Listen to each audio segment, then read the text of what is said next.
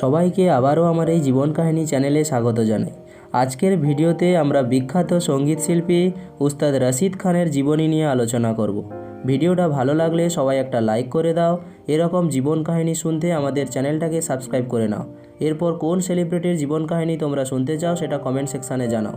চলো তাহলে ভিডিওটা শুরু করি। কলকাতায় নক্ষত্র পতন, নীরবে প্রস্থান দরাজ কণ্ঠে রশিদ খানের।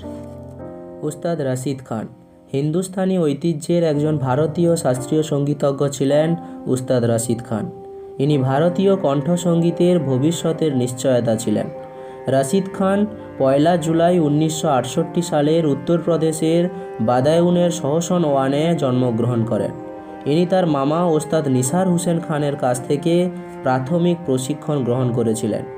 ছোটবেলায় গানের প্রতি এনার আগ্রহ কম ছিল, কিন্তু প্রধান প্রশিক্ষণ নিসার হোসেন খানের কাছ থেকে জোর কদমে প্রশিক্ষণ নিয়ে মাত্র 18 বছর বয়সে রশিদ সত্যি তার সঙ্গীত প্রশিক্ষণ উপভোগ করতে শুরু করেছিলেন।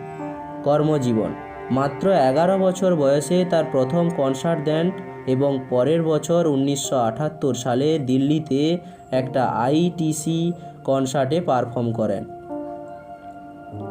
যাই হোক, 2006 সালে ইনি পদ্মশ্রী পুরস্কার, 2012 সালে বঙ্গভূষণ পুরস্কার, 2013 সালে মির্চি মিউজিক অ্যাওয়ার্ডস পেয়ে সবার খ্যাতি অর্জন করেছেন এই উস্তাদ রশিদ খান। প্রয়াত উস্তাদ রশিদ খান মাত্র 55 বছর বয়সে থেমে গেল তার জীবন প্রদীপ। বিকেল 3:45 নাগাদ শেষ নিঃশ্বাস ত্যাগ করেন রশিদ খান। দীর্ঘদিন ভর্তি ছিলেন দক্ষিণ কলকাতার একটা বেসরকারি হাসপাতালে। ভেন্টিলেশনে ছিলেন মঙ্গলবার সকাল থেকেই।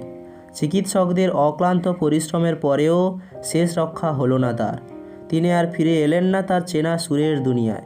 মাত্র 55 বছর বয়সে নিভে গেল তার রশিদের জীবনের প্রদীপ।